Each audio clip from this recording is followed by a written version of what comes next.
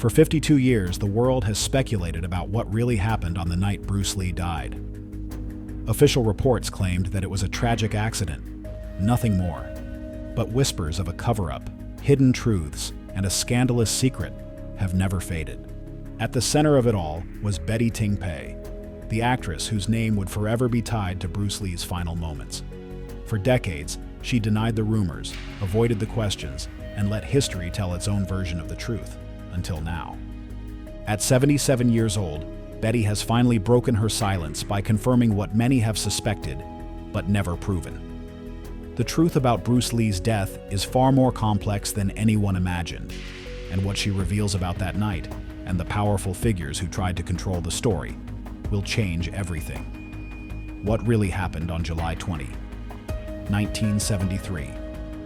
And why is she speaking now? The last confession.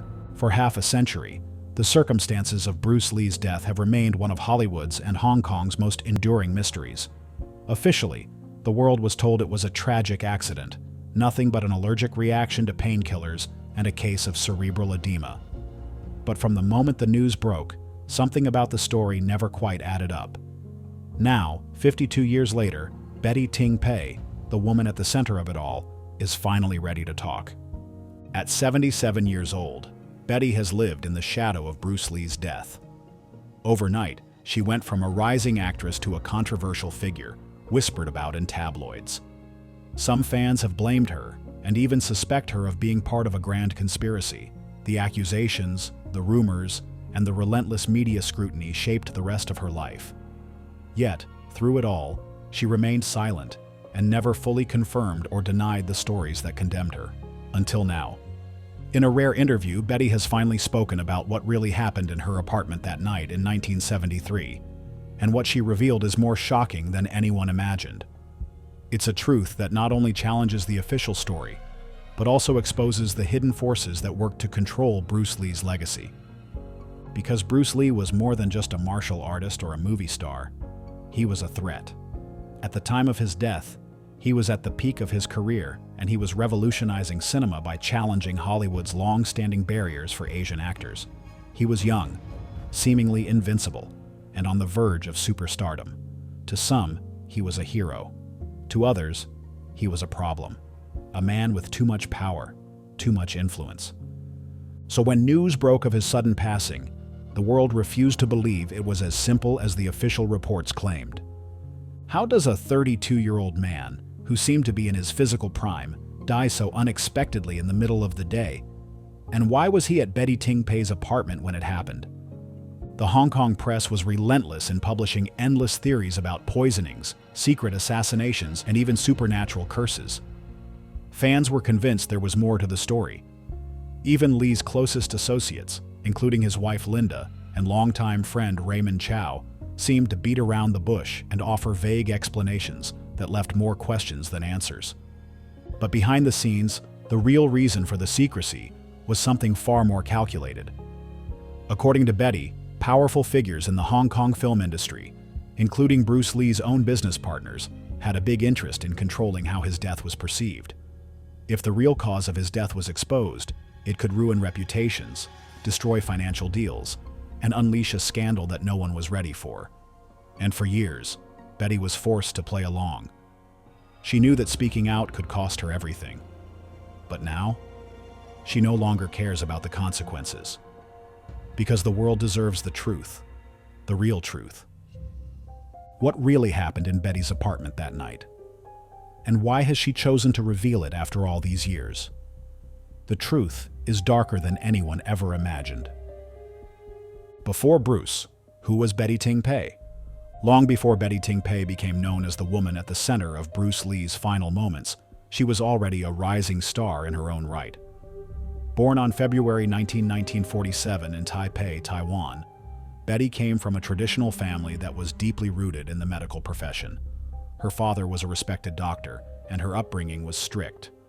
Her conservative family had expectations that she would follow a respectable, conventional path, far from the chaos of fame. But Betty had different ambitions. Even as a child, she was drawn to the glamour and excitement of the entertainment industry. Taiwan in the 1950s was far from being a global entertainment hub. But Hong Kong was booming. The film industry, fueled by the success of Shaw Brothers and Golden Harvest, was rapidly expanding, and Betty was determined to be part of it. Plus, Betty's beauty and charisma didn't go unnoticed. She entered the entertainment world as a teenager and landed small modeling and acting gigs in Taiwan. But it wasn't until she moved to Hong Kong in the late 1960s that her career truly took off. Betty was signed by Golden Harvest, which was the film studio that would later produce Bruce Lee's most famous movies. Under the mentorship of the studio's head, Raymond Chow, she quickly gained recognition. She starred in numerous Hong Kong films, often playing seductive and mysterious roles that capitalized on her striking looks. By the early 1970s, Betty had become a well-known actress in the Hong Kong film circuit. She appeared in many big movies, from martial arts films to dramas and romance movies. But while her career was on the rise, the roles she played began shaping a perception of her that would later prove impossible to escape.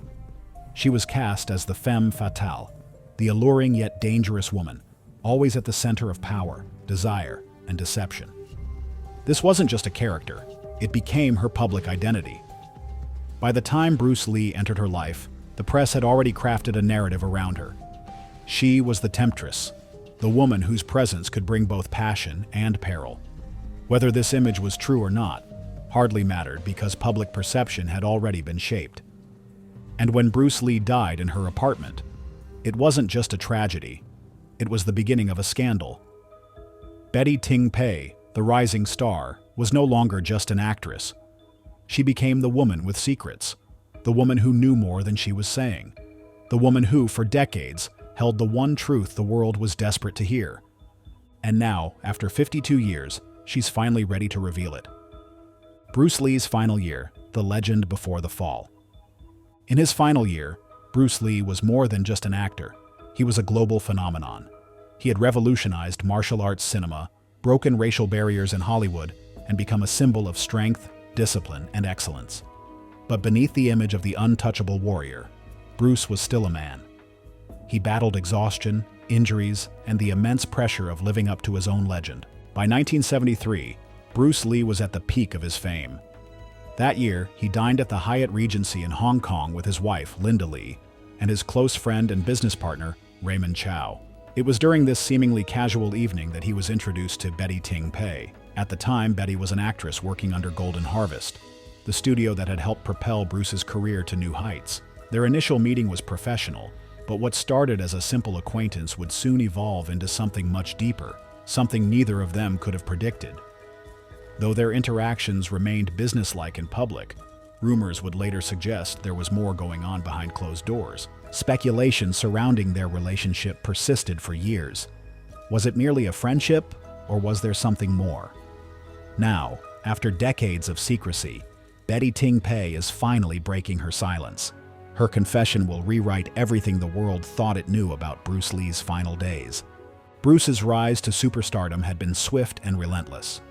After signing with Golden Harvest under Raymond Chow, he delivered a string of massive hits: The Big Boss, Fist of Fury, and Way of the Dragon. By the time production on Enter the Dragon began in 1973, Bruce was no longer just a martial arts star. He was an unstoppable force. But that level of success came with immense pressure. While his career flourished, his personal life suffered. Bruce was married to Linda Lee Cadwell, and together they had 2 children, Brandon and Shannon Lee. However, his job required him to spend extended periods of time away from his family. On top of that, he was pushing his body to its limits. Known for his legendary work ethic, Bruce trained obsessively, often restricting himself to just 1 meal a day to maintain his lean physique. He experimented with supplements, painkillers, and diuretics, believing they would enhance his performance. By the spring of 1973, his body began showing signs of strain. In May, he collapsed while working on Enter the Dragon. He suffered seizures and was rushed to the hospital, where doctors discovered brain swelling. Though he recovered, the incident was a clear warning, one that neither he nor those around him fully heeded. As Bruce continued to push forward, rumors about his relationship with Betty Ting Pei grew. To the public, she was just another actress set to appear in Game of Death, his next ambitious project.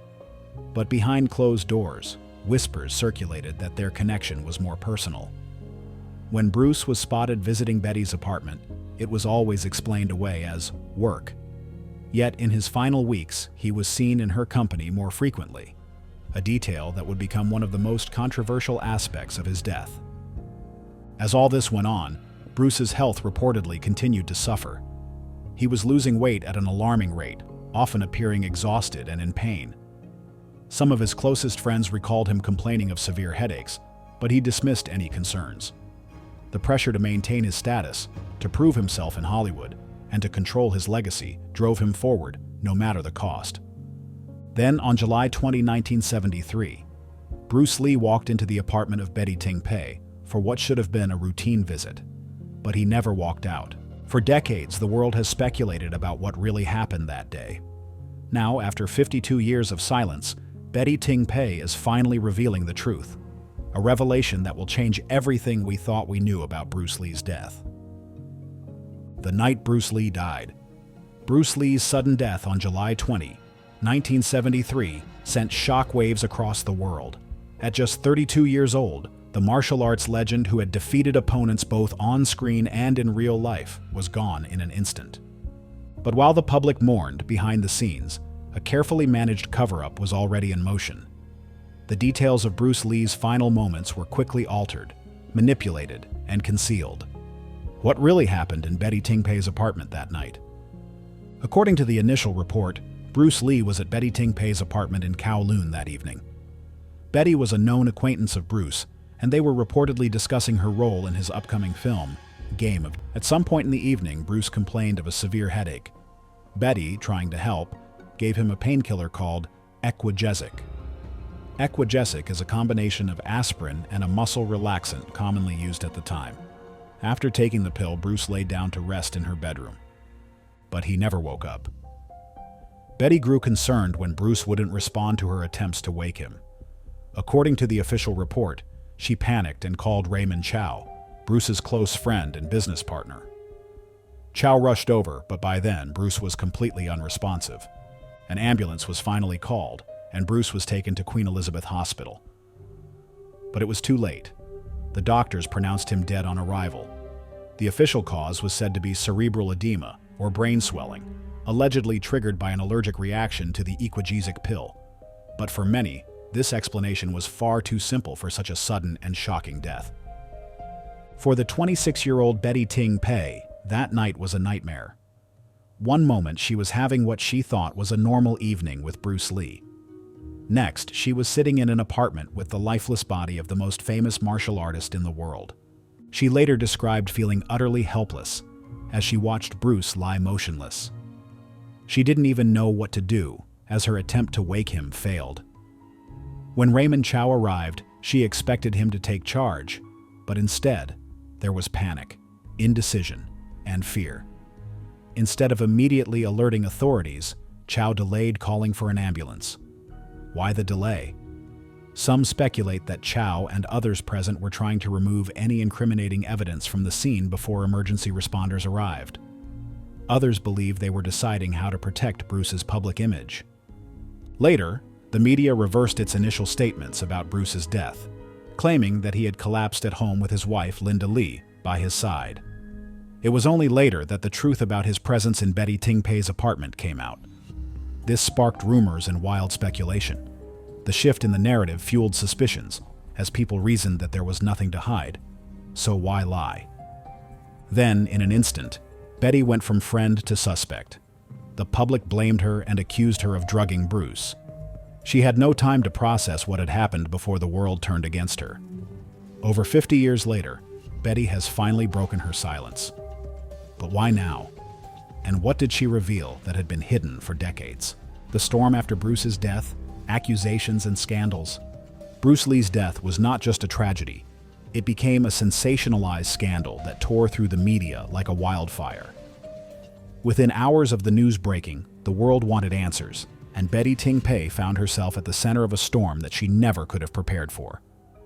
From the moment it was revealed that Bruce died in Betty's apartment, The media pounced on the story, twisting facts, exaggerating details, and fueling wild speculation. Instead of seeing Betty as a shocked and grieving witness, reporters painted her as a seductive mistress, a reckless lover, or worse, the culprit. Some headlines claimed that Bruce died in a compromising situation, implying that his death was the result of an affair gone wrong. Others went further by outright blaming Betty for his death and questioning what kind of woman would give a man a pill without knowing its effects. The Hong Kong tabloids were especially ruthless. They treated Betty's private life as a public trial, with reporters camped outside her home, photographers chasing her through the streets, and journalists demanding a confession she could never give. With so many unanswered questions, conspiracy theories began to spread like wildfire. Some of the most popular theories included: 1. Betty poisoned Bruce. Many fans couldn't believe that a single equagesic pill could take the life of someone as strong and disciplined as Bruce Lee. Rumors spread that Betty had laced his drink or food with poison, possibly following the orders of a powerful enemy. This brings us to the second major conspiracy theory: the Triads, Hong Kong's infamous organized crime groups that had a strong grip on the film industry. Some believed Bruce had angered the wrong people, and Betty was either used as bait or unknowingly gave him a fatal dose of something far deadlier than a painkiller. Another theory was that his death was a delayed revenge plot. It was suggested that Bruce had made too many enemies, especially in the martial arts world. Some believed he had been secretly poisoned days earlier, with Betty's apartment being a convenient place for him to collapse. The most outlandish theory of all was that a curse killed him. Many believed Bruce's sudden collapse was part of a family curse, the same one that would later claim his son, Brandon Lee, who died under mysterious circumstances on the set of The Crow in 1993. The emergence of these numerous theories did not clear Betty's name, though. Instead, the public turned against her completely, and her life became a nightmare. People mocked her in the streets, called her a seductress, and accused her of taking the life of a legend. She received countless death threats, some from obsessed Bruce Lee fans and others from anonymous sources. She started to wonder if she was really a part of something bigger. As a result, she became a prisoner in her own home and avoided public places. She even began losing work as producers would rather not be associated with the woman blamed for Bruce Lee's death. Despite the accusations, Betty refused to fight back publicly. For decades, she neither confirmed nor denied the romantic rumors. When asked about her relationship with Bruce, she avoided direct questions in interviews by giving vague answers or saying she would rather not say bad things about the dead. Many believe she stayed quiet because she knew more than she let on. Perhaps she had witnessed something she was afraid to talk about. Some industry insiders concluded that she wanted to protect Bruce's image, even at the cost of her own reputation. But now, at 77 years old, Betty Ting Pei confirmed the truth. What did she have to say after 5 decades of silence? And will her words finally put the mystery to rest, or stir up even more questions? The truth revealed. Betty confirms the romance. For decades, Betty Ting Pei dodged the question. Every time an interviewer pried, she would shift the conversation, offer a vague answer, or insist that she and Bruce were just friends. But now, in her later years, Betty has finally confirmed what many had suspected all along. She and Bruce Lee were lovers. In a rare interview, Betty Ting Pei finally admitted that Bruce Lee was more than just a friend or co-star. He was her lover. After years of denial, she revealed that their relationship was deep, intimate, and emotional. According to sources close to Betty, she described Bruce as a man who carried an unbearable weight on his shoulders. He was constantly under pressure from Hollywood, from Hong Kong, from his family, and from the industry that had built him up only to push him to his limits. She painted a picture of Bruce not as the fearless martial artist the world admired, but as a man who was tired, burdened, and always looking over his shoulder. She reportedly told an insider that he was always afraid, not afraid of fighting or of pain, but afraid of failure. He was afraid of disappointing the world, but in her presence, he let his guard down. According to leaked reports, Betty described herself as Bruce's safe space, the one place where he could be himself, free from the expectations of his career, his fans, and his family. When he was with her, he wasn't Bruce Lee, the legend. He was just Bruce. However, The most shocking revelation about Bruce Lee was not only that he and Betty were lovers, but that his entire death was covered up for public relations purposes. Now that Betty has spoken up, the world is forced to rethink everything about Bruce Lee's legacy. The final moments. What really happened that night. For years, the world only knew the official version. Bruce Lee complained of a headache, took a pill, went to lie down, and never woke up. But now, with the truth finally out, the secret romance, his health struggles, and the attempted cover-up, a more unsettling picture emerges. According to sources, Betty Ting Pei has always been haunted by Bruce's final hours. He wasn't just feeling unwell, he looked troubled and distant, as if something was weighing on him. Betty reportedly told an insider that Bruce kept looking at her, like he wanted to say something important. But every time he opened his mouth, he'd stop, shake his head, and brush it off. It was more than just a headache. According to Betty, Bruce was restless. His hands were trembling slightly as he rubbed his temples.